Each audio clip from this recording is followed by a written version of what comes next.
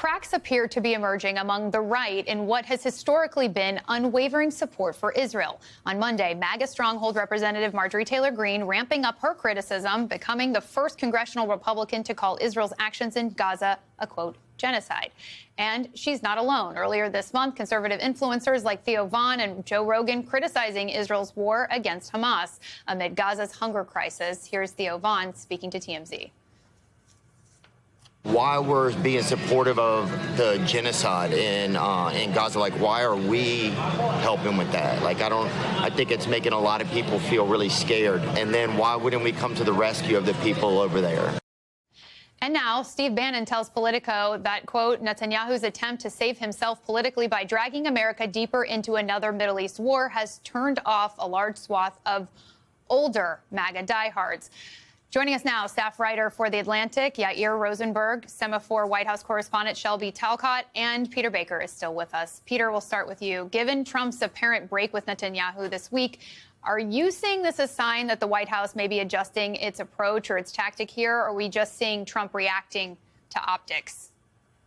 Yeah, it's a very good question. Look, Trump had a very strong relationship with Netanyahu in his first term, particularly the first 3 years. But by the end of his first term, he had begun to sour on Netanyahu for a variety of reasons, particularly after the election of 2020 when Netanyahu congratulated Joe Biden. Trump was very angry about that and has never fully forgiven Netanyahu. So while he's been supportive in his second term, it's not the blank check that he gave in the first term. He has been much more willing to question Netanyahu's approach than he had been last time. That doesn't mean it's a full break. It's different, obviously, than it was, say, with Joe Biden, who grew very frustrated by Netanyahu by the end of his presidency. But you see Trump basically looking at what he sees. These pictures that you're showing, they're having an effect on him. He's looking at these pictures, and as he told reporters in Scotland, he feels like this is clearly a sign of great hunger in Gaza. These pictures can't be faked, as he said, and he's expressed frustration. Now, what does that mean? What will he do about it? Not really clear. He has a lot of options if he chooses to use them. So far, he hasn't. But sometimes with Trump, even just rhetorical change in tone has an impact on American allies who are looking to stay in his good graces. Okay, so Shelby, the MAGA backlash is going, far beyond the podcast sphere or the online chatter. A new Gallup poll revealing 6 in 10 Americans disapprove of Israel's military actions in the Gaza Strip, though 71% of Republicans in the same poll voiced support for this and for Israel's war. But key Republicans are now expressing their concern as well. Here's Senator Tillis. I'm going to read a quote for you, I guess. The Hill, this is from The Hill. Sorry, let me take this. Okay, this Gaza situation could, quote, be a political problem for Trump. And now, sorry about that, guys. Now we are learning Steve Witkoff will make his way to Israel. This is the latest news that's coming out. He's going to make his way to Israel, have meetings there. What could those meetings, Shelby, look like?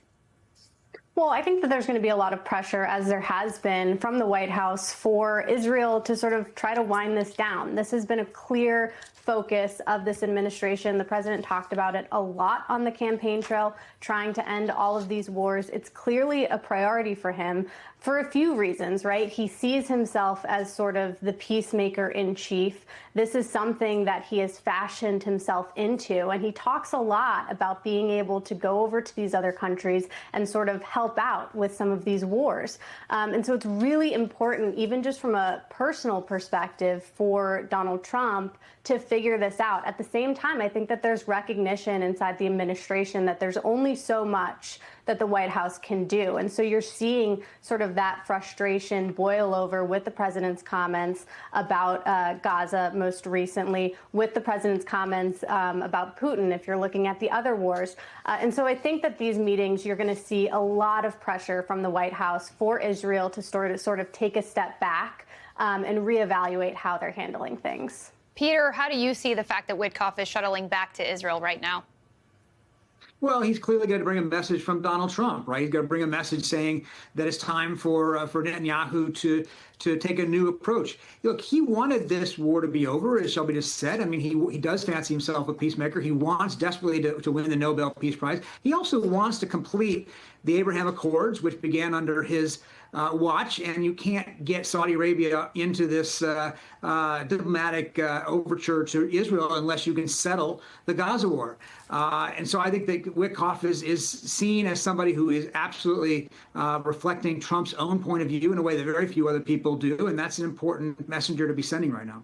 So, Yair, you write that President Trump has ultimately played a very big role in the current state of affairs. Explain how that is. So I think what many people don't realize is that Trump fundamentally flipped America's position on the overall outcome of this Gaza conflict. President Biden's administration made very clear that they wanted to see Gazans take control back of Gaza, non-Hamas Palestinians to govern the area, perhaps in conjunction with some outside Arab forces. Trump comes into office and says, actually, we should take the land and we should build the Riviera on the Middle East and we should relocate the people who are there. This is music to the far right's ears in Israel, which has dreamed of taking this land. Israelis used to have settlers in Gaza. They pulled them out forcibly in the early 2000s.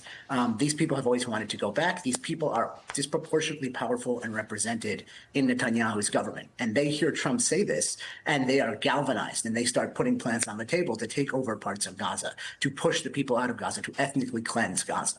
And what was restraining that before, again, was an American administration in conjunction with the international community saying, no, you're not going to do that. We're not going to let other countries, we're not going to have other countries take the Gazans. And then Trump comes along and says the opposite. And that totally changes the trajectory of, in some sense, of the war and what possibilities are on the table. And if Trump wants to reverse what's going on here, it's not simply about addressing starvation and hunger. It is about addressing this end state and the way that he perhaps carelessly or unintentionally flipped what options are there. And if he doesn't do that, the Israeli far right, which holds the balance of power in Netanyahu's coalition and decides whether he stays prime minister, is going to continue pushing for this and is going to continue to keep the war going.